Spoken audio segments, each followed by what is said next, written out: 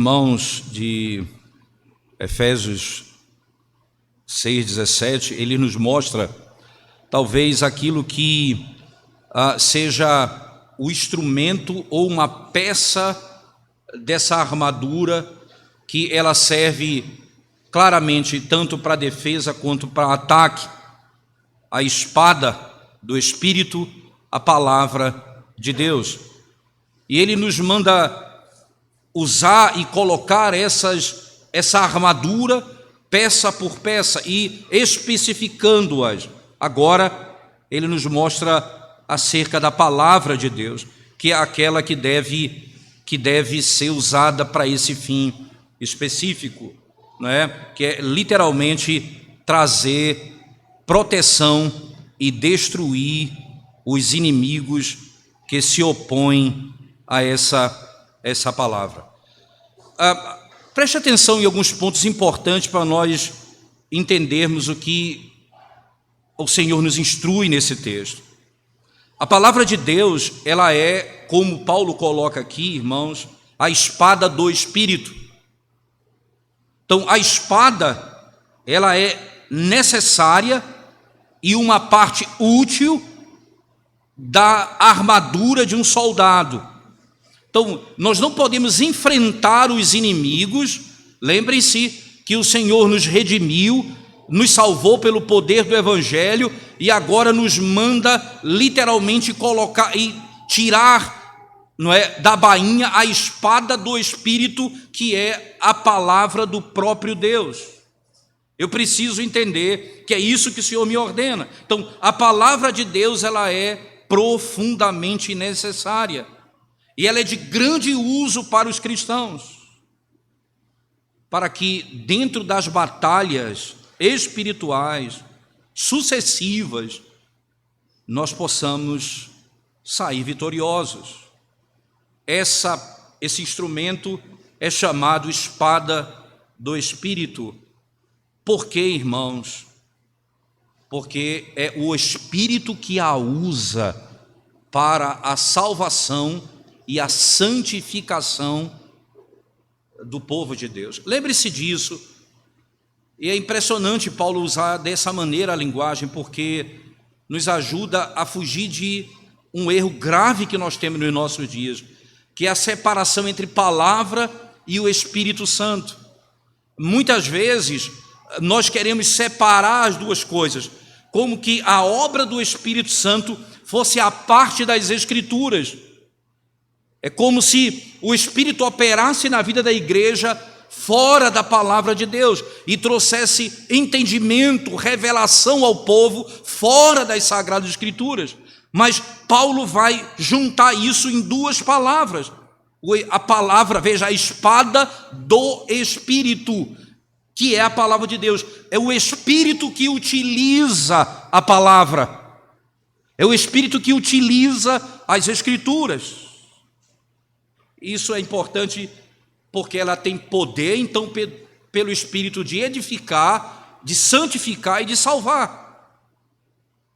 Ela é mais poderosa e mais cortante do que uma espada de dois gumes. A espada que Golias usava não se compara a essa. Essa espada, ela é utilizada e ela é capaz de discernir os nossos pensamentos no mais profundo e é capaz de separar aquilo que está dentro de nós. O argumento que Paulo utiliza é o argumento mais poderoso, irmãos, para repelir a tentação. Sabe como foi que Cristo resistiu à tentação de Satanás, dizendo: está escrito? Quando Satanás veio tentá-lo, ele disse: está escrito. Lá em Mateus 4, você vai encontrar, versos 4, 6, 7, 10 de Mateus, você encontra isso. Ele disse: está escrito. Ele diz também, a palavra do Senhor vai nos ensinar nos Salmos: esconde a palavra no teu coração para não pecar contra o Senhor. É a palavra no meu coração que vai me fazer mortificar os desejos da minha carne, que vai me fazer fugir do pecado, que vai me fazer destruir as corrupções do meu coração. É a palavra no meu coração. É a palavra que o Senhor usou para combater Satanás. É a palavra guardada no meu coração para não pecar contra o Senhor. Isso me ajuda ainda a perceber, irmãos, a gravidade, não é, que nós corremos quando, como crentes, não temos relação com as Escrituras. Quando nós não temos comunhão com Deus por meio da palavra, quando não visitamos as Escrituras diariamente, quando não lemos a palavra privadamente, quando não lemos a palavra em família, quando não nos expomos à exposição do Evangelho todo o santo dia do Senhor. O risco da nossa alma, se a palavra é aquilo que vai me fazer vencer Satanás, que vai me fazer fugir da corrupção, perceba o tanto de tempo que eu gasto com as Escrituras e veja a situação que nós nos encontramos. O pecado que domina o nosso coração. A malícia dos nossos pensamentos se tornando prática. Por quê, irmãos? Porque nos esquecemos dessa preciosa doutrina. A palavra de Deus é a palavra do Espírito. E a palavra de Deus é a palavra que o Espírito usa para levantar um reino para Cristo. Vocês vão lembrar disso, o poder dessa palavra. Jesus disse: toda autoridade me foi dada nos céus e na terra. Ide por todo mundo, fazei discípulos, ensinando-os. Primeiro batizando-os em nome do Pai, do Filho e do Espírito Santo, e ensinando-os a guardar todas as coisas que eu vos fiz conhecer, que eu vos revelei, que eu vos entreguei. Tudo o que esse é o poder que vai levantar um reino para Cristo, que vai salvar os pecadores e vai santificar a igreja. Há uma pergunta no catecismo maior, irmãos, a pergunta número 155, diz assim a pergunta: como a palavra se torna eficaz para a salvação? Então o catecismo responde: o Espírito de Deus torna a leitura e especialmente a pregação da palavra um meio eficaz para iluminar, convencer e humilhar os pecadores, para lhes tirar toda a confiança em si mesmo e os atrair a Cristo, para os conformar à sua imagem e os sujeitar à sua vontade, para os fortalecer contra as tentações e corrupções, para edificar na graça e estabelecer os seus corações em santidade e conforto mediante a fé para a salvação. O Espírito de Deus torna a leitura e especialmente a pregação da palavra. É isso que o nosso catecismo diz, é o que está escrito na palavra de Deus. O Espírito utiliza a palavra. É pelo Espírito que essa palavra alcança o coração e transforma a vida do homem.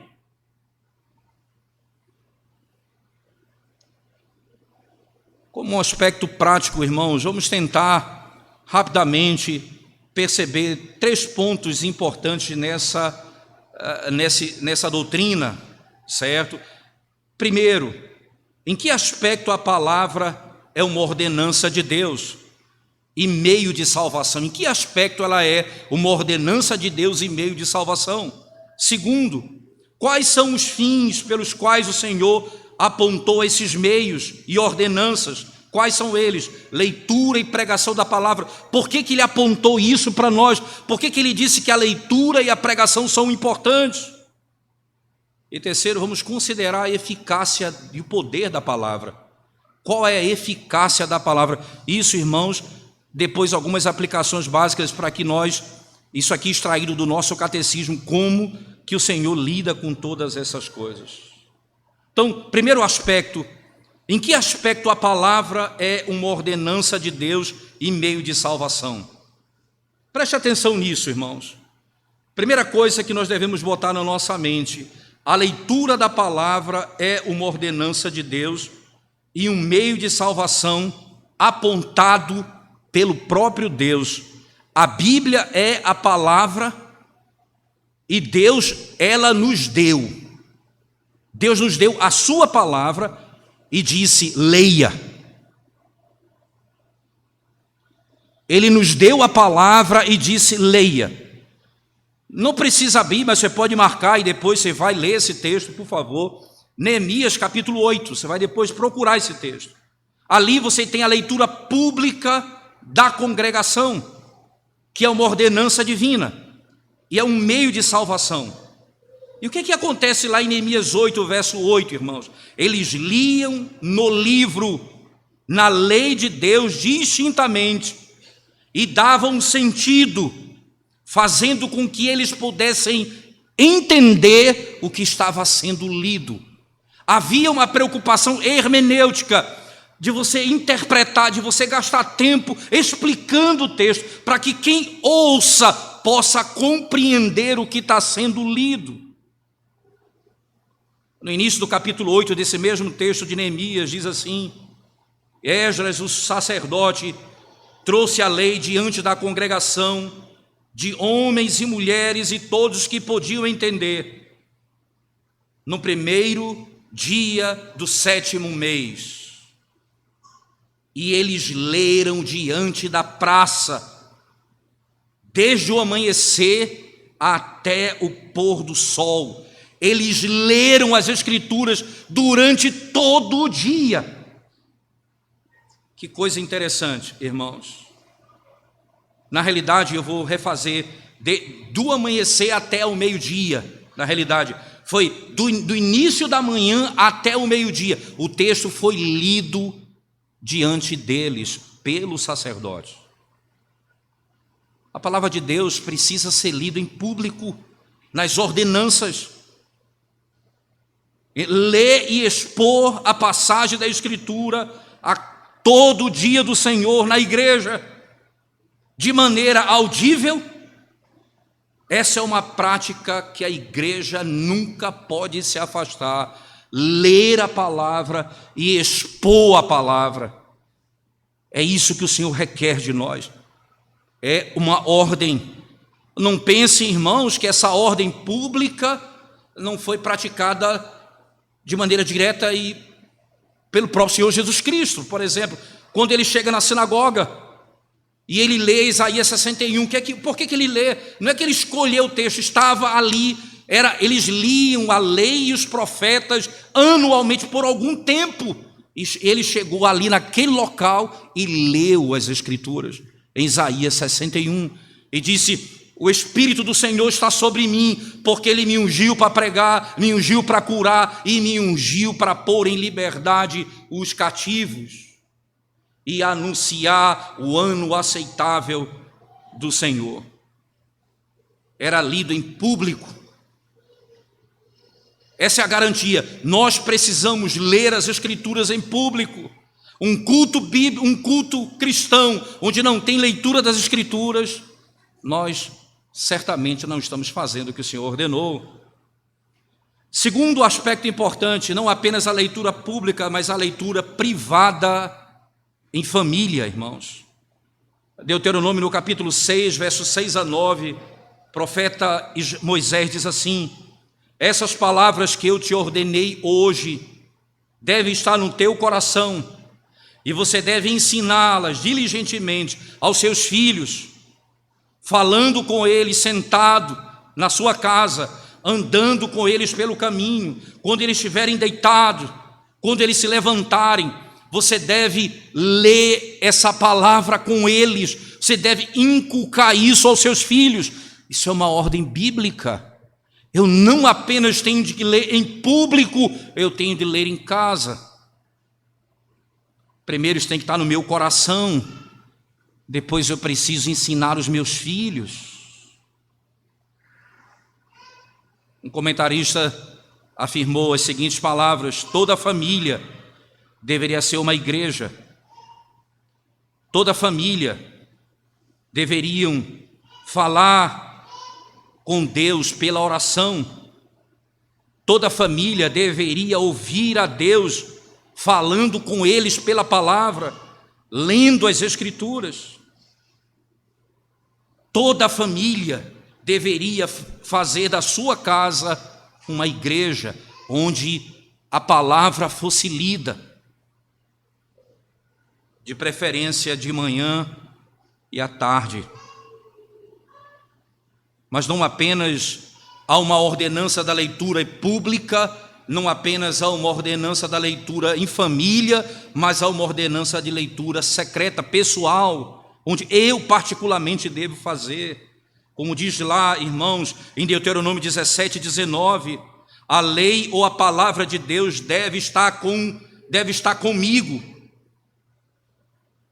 E eu devo ler todos os dias da minha vida. Essa lei precisa ser lida por mim. Eu preciso ter um momento particular, eu e a palavra de Deus, lendo a vontade de Deus para mim. Eu preciso ter um momento familiar, e eu preciso ter um momento de culto público. É porque é somente assim, irmãos, que esse é o meio que Deus escolheu para a nossa salvação. Esse é o poder de Deus. Nós não podemos não nos expor a isso. Quando nós nos omitimos ao culto público, quando nós nos omitimos a toda e qualquer forma de aproximação das Escrituras, você percebe a vida espiritual da família, dos filhos, a casa vivendo na iniquidade, porque nós nos apartamos da palavra do Senhor. É o que o Senhor requer de nós. Mas não apenas a leitura da palavra, mas a pregação dela é necessária. É uma ordenança de Deus, irmãos, e um meio de graça. A palavra de Deus diz, 1 Coríntios 1:21, o apóstolo Paulo afirma: agradou a Deus pela loucura da pregação salvar aqueles que creem. Agradou a Deus salvar os que creem pela loucura da pregação. Lembre-se, embora todos devam ler a palavra, nem todos podem pregá-la, senão aqueles que foram qualificados e chamados para isso. Por exemplo, em Romanos 10, verso 15, o apóstolo Paulo diz: como eles pregarão se não forem enviados? Então, é necessário que os pregadores sejam enviados. 1 Timóteo 4,14, Paulo diz: não negligencie o dom que está em ti, que foi dado a ti por profecia, com imposição de mãos do presbitério. Embora a leitura da palavra, repito eu, irmãos, tanto quanto a pregação, ela é de fato o meio de salvação. Entretanto, a pregação é um meio especial, de tal maneira que a pregação ela é a mais desprezada no mundo hoje, a ponto do Senhor chamar a loucura da pregação. De todas as duas formas, leitura ou pregação, a pregação é a mais antiga. Perceba, Noé foi chamado pregador antes das Escrituras estarem nas suas mãos. Na segunda carta de Pedro, capítulo 2, verso 5, você vai ouvir falar desse texto de Noé. E você vai encontrar em Judas, verso 14, Enoque, antes dele também era um pregador. Então, nesta obra de Cristo, irmãos, desde o princípio, o Senhor nos mostra claramente que a pregação da palavra tinha um papel fundamental para a proclamação da sua vontade salvadora. É misericórdia de Deus para com a igreja, irmãos, que nós tenhamos a palavra de Deus como lâmpada, sempre acesa. Mas a pregação, ela traz mais luz. E a pregação deveria ser atendida por todos. Se você deseja ser salvo, você não pode se apartar da pregação da palavra de Deus. Se você deseja ser redimido, porque é por meio da pregação que isso ocorrerá.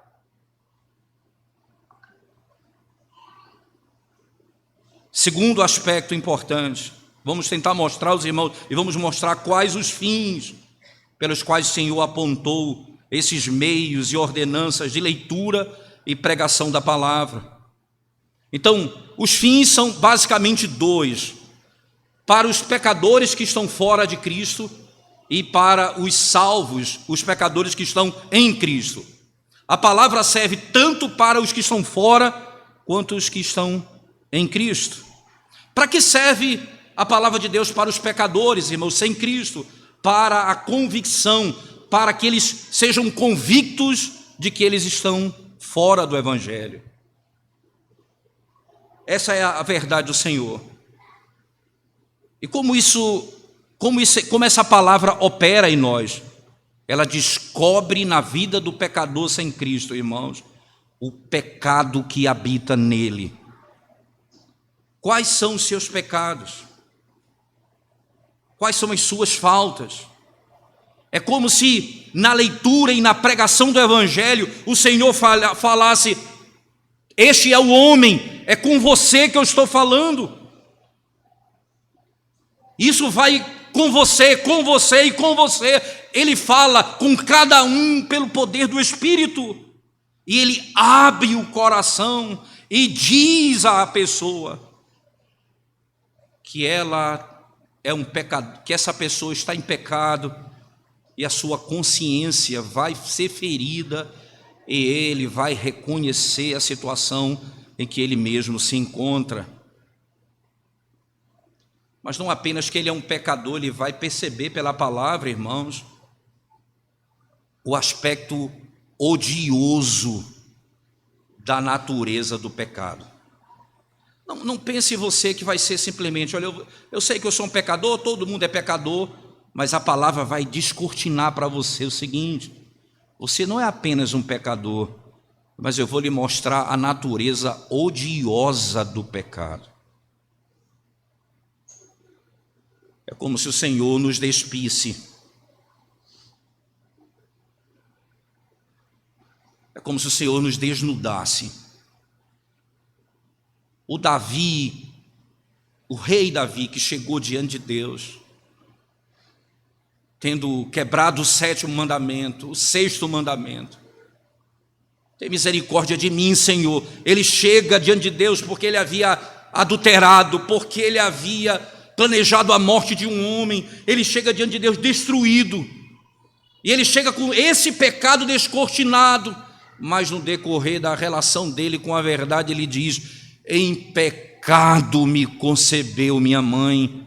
Ele não apenas descobre o pecado dele, mas descobre como é odioso a natureza pecaminosa. Ele é um pecador desde o seu nascimento.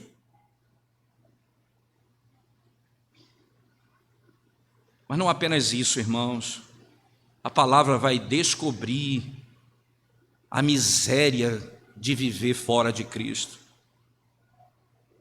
O pecador vê na palavra como um espelho. E ele diz assim: eu vivo sem um Salvador.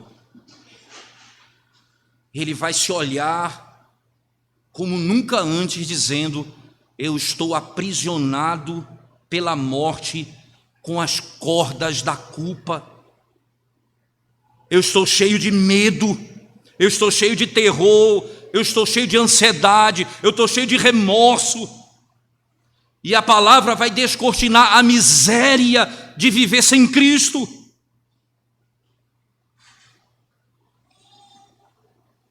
E a palavra não apenas vai fazer isso, ela vai ser necessária para a conversão dele. Como diz o salmista, a lei do Senhor é perfeita e converte a alma. A palavra é o meio pelo qual o Senhor escolheu trazer pecadores para si mesmo. A palavra levanta a alma morta para a vida.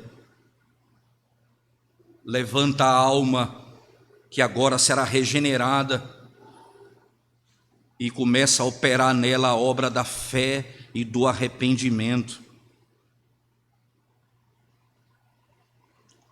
E essa palavra é tão poderosa, irmãos, é tão poderosa, que ela faz com que os pecadores fujam de si mesmos para Cristo pela fé. A fé vem pelo ouvir. O comentarista disse: a lei, ela veio antes e condenou o pecador. Descobriu que ele é um homem perdido. O evangelho vem logo após, com as boas novas de salvação. E a alma é persuadida a abraçá-la. Eu me apegarei a esse Senhor, porque sem Ele eu estou perdido.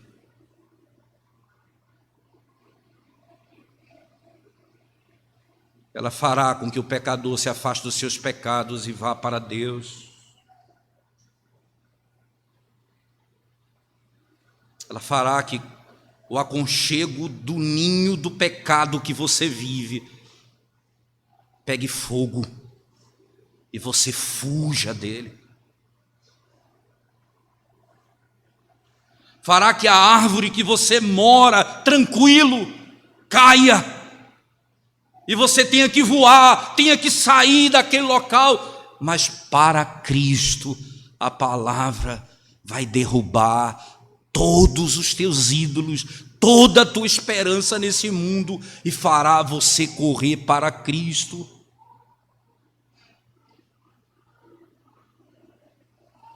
Mas não apenas isso, irmãos. Essa palavra, que é a palavra de Deus, a espada do Espírito, ela também é útil para os santos, para os que já estão em Cristo, porque é usada para edificação. A igreja nesse mundo, irmãos, ela é como um edifício. E você já viu uma obra que a pessoa vai construir um prédio e tem o antigo andame, não é, que se usa, não é, andaime, eu não sei, usa esse termo, e você utiliza essa expressão, utiliza essa ferramenta e você só tira ela quando a obra está pronta. Você não vai utilizar, você não vai tirar enquanto você estiver lidando com as questões acima e precisa edificar ainda mais. A mesma coisa, a palavra é útil, ela não apenas ela é a base da tua salvação, ela é usada para a construção da tua vida. Ela vai te fazer crescer, edificar e sustentar.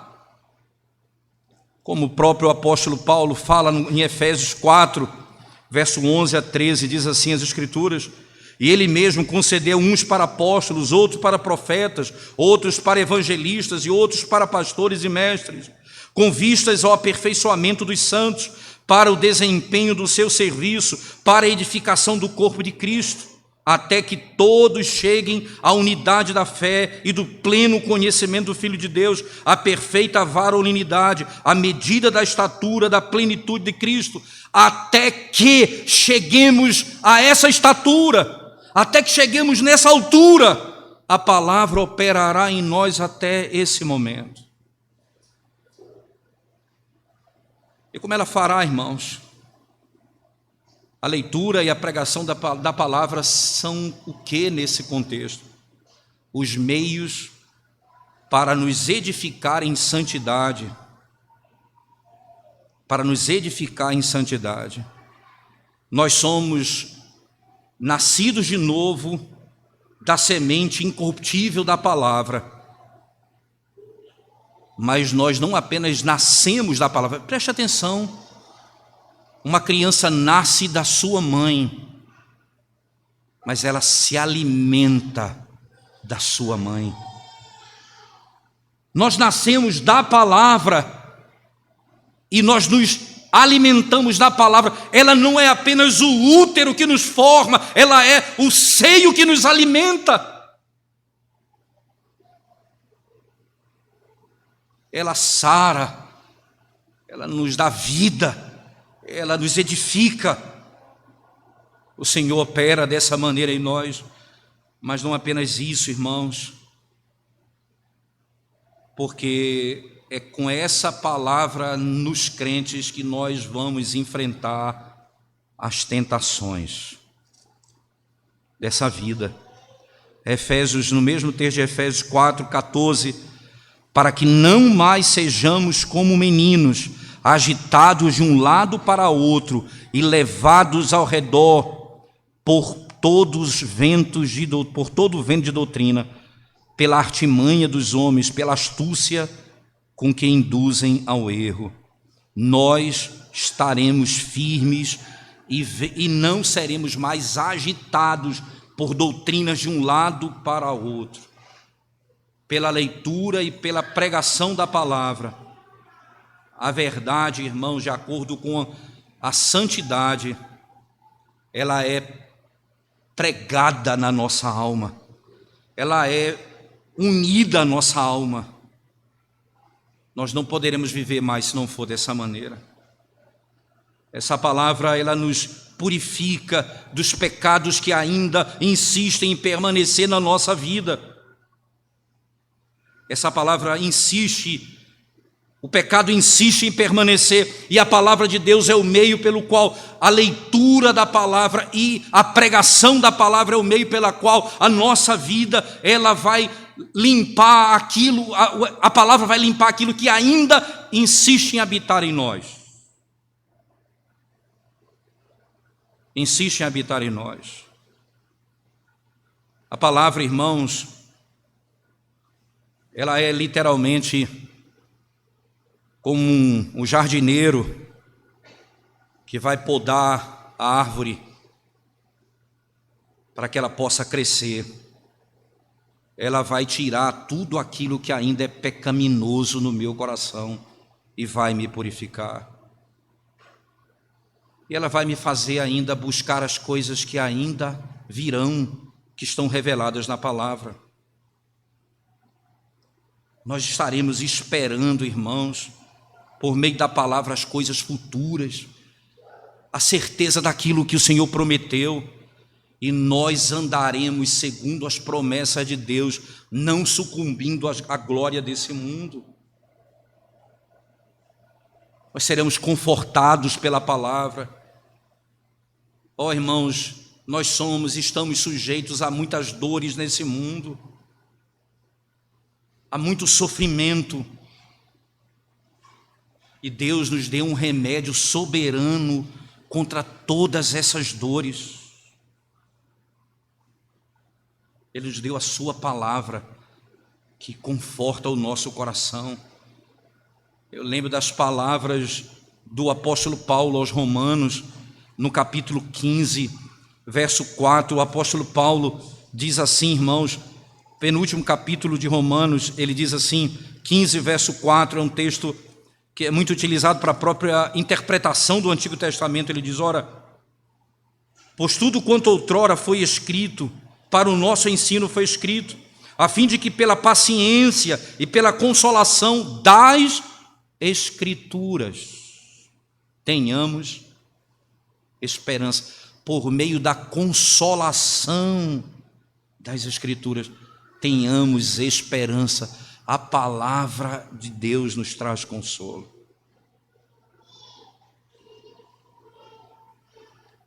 Deixa eu encerrar, irmãos, terceira e última parte, antes das aplicações últimas.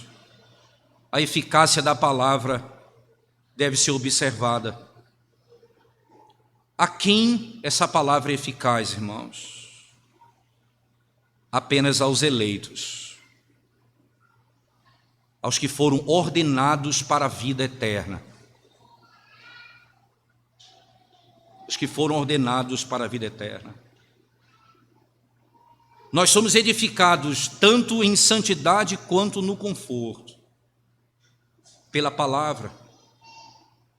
Os que foram salvos, escolhidos pelo Senhor, são esses que a palavra será eficaz.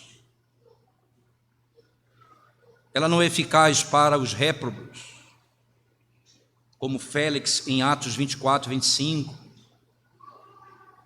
mas é eficaz para todos aqueles que foram ordenados para a salvação.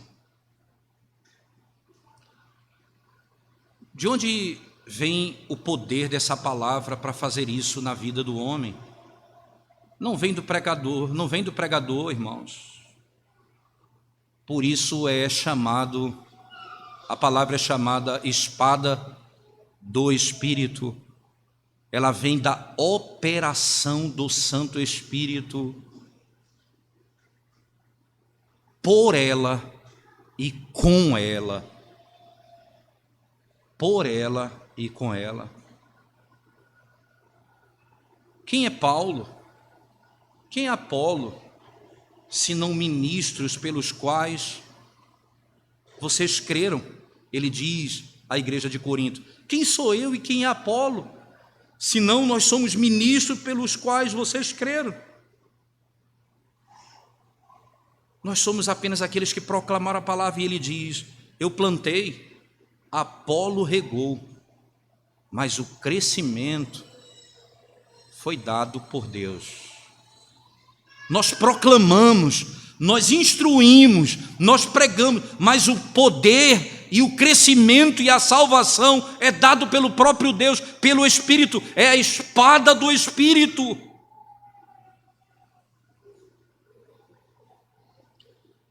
É o meio interno pelo qual o Espírito, irmãos, faz uso para tornar eficaz. E você sabe o que ele faz para tornar eficaz? A fé. Jesus disse: é necessário que eu vá, porque quando eu for, o Espírito virá, e quando ele vier, ele vos convencerá do pecado, porque não creem em mim. O Espírito nos convencerá do pecado.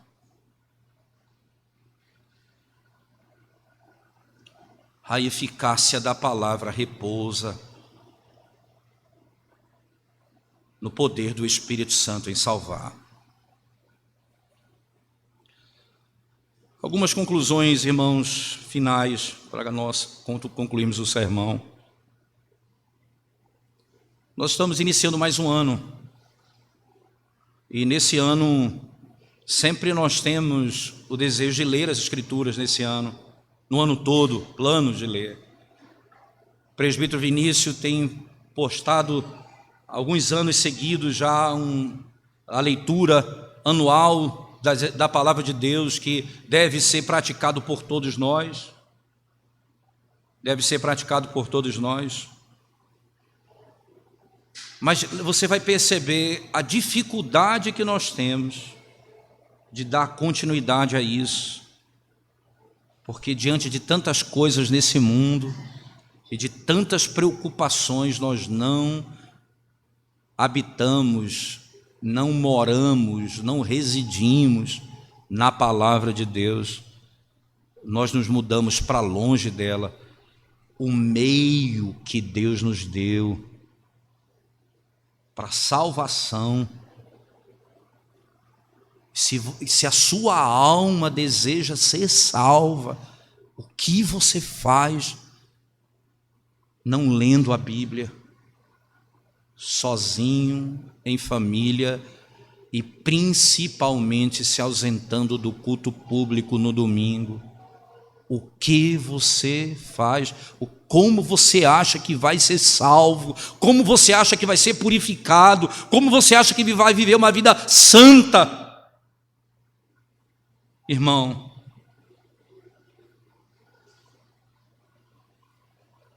leia a Bíblia diligentemente em sua casa.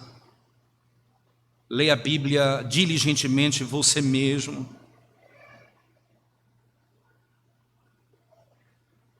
Busque entender as Escrituras, irmãos. Um puritano certa vez disse: o pó de muitas Bíblias será um testemunho pesado contra você no grande dia. O pó da sua Bíblia será um grande testemunho contra você naquele dia. Naquele dia. Ame a pregação da palavra, irmãos. Atenda ao culto conscientemente. E saiba que negligenciando e se afastando, você se afasta da luz e da verdade. Você se afasta da palavra de Deus, que é o meio que Deus usou para converter pecadores, edificar os santos. O que você faz longe do culto? Terceiro, não pense que você estará como muitos fazem hoje. Como muitos fazem hoje. São crentes em casa, porque eu faço culto doméstico. Não pense você, a palavra é lâmpada para os seus pés, mas a pregação da palavra é o sol do meio-dia sobre sua alma. O que você prefere? É claro, ler a palavra de Deus é grande bênção, mas não pense que se afastar da palavra, ou melhor, ler a palavra em casa, pode lhe dar o direito de dizer: eu não vou à igreja no domingo, ouvir a pregação do Evangelho. Assim como a pregação leva você à Bíblia, a Bíblia deveria levar você à pregação da palavra. Assim, quando você ouve a pregação, a exposição, a explicação do texto, o trabalho minucioso de expor parte a parte da Escritura, assim como você é levado à Bíblia, quando você for à Bíblia, você vai desejar estar na casa de Deus para ouvir a pregação da palavra. Ora, irmãos, a palavra ela é importante para pecadores e para os santos. É um crescimento hipócrita e falso crescer a parte das Escrituras. É estranho alguém que é maduro sem a Bíblia.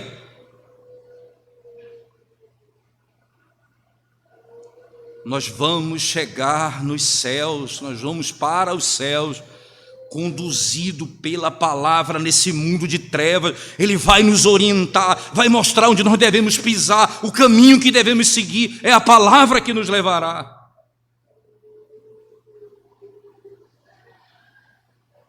E por último, olhe para o Senhor, irmão. Olhe para Cristo. Suplique a Ele pela eficácia da palavra.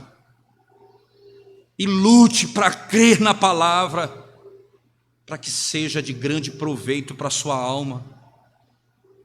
Porque sem fé, a palavra não terá nenhum valor para você. E sem a obra do Espírito, você não colherá nenhum fruto da leitura da palavra. John Owen, falando sobre interpretação bíblica, ele diz a seguinte verdade: não há nada mais arrogante para um homem do que aproximar-se das Escrituras sem o espírito de oração, sem depender do Senhor.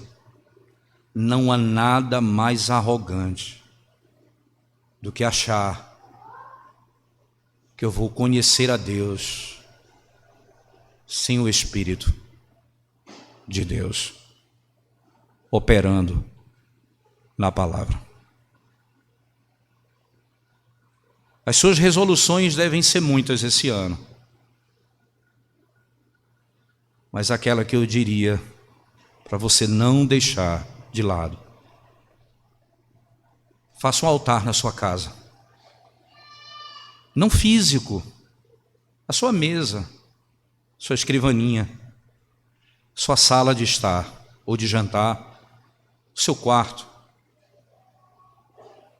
Faz um lugar para você sozinho adorar. Faz um lugar para você e sua família adorarem. Estabeleça o desejo no coração da sua família de estar no culto público para ouvir a pregação do Evangelho, que é poderosa para salvar a sua vida. Vamos curvar nossa cabeça e orar ao Senhor mais uma vez, irmãos. Ó Senhor Deus bendito, Salvador, a Ti seja o louvor e a glória pelos séculos dos séculos, Senhor Deus. Eu sei e nós sabemos que o nosso coração é tão inclinado para o mal, ó Deus, que facilmente desvia o olhar de Ti, como Pedro, e se começamos a afundar, ó Deus. Ó, estende a mão mais uma vez sobre nós, ó Senhor, levanta-nos, Senhor. Ó Senhor, fala ao nosso coração. Ó Senhor, muda a nossa sorte. Ó Senhor, põe desejo na nossa alma de Te conhecer, pela Tua palavra, pelo poder do Teu Espírito. Ó Deus, traz avivamento no nosso meio, para que possamos amar a verdade do Senhor e viver segundo essa verdade, pelo poder do Teu Espírito. Em nome de Jesus. Amém, Senhor.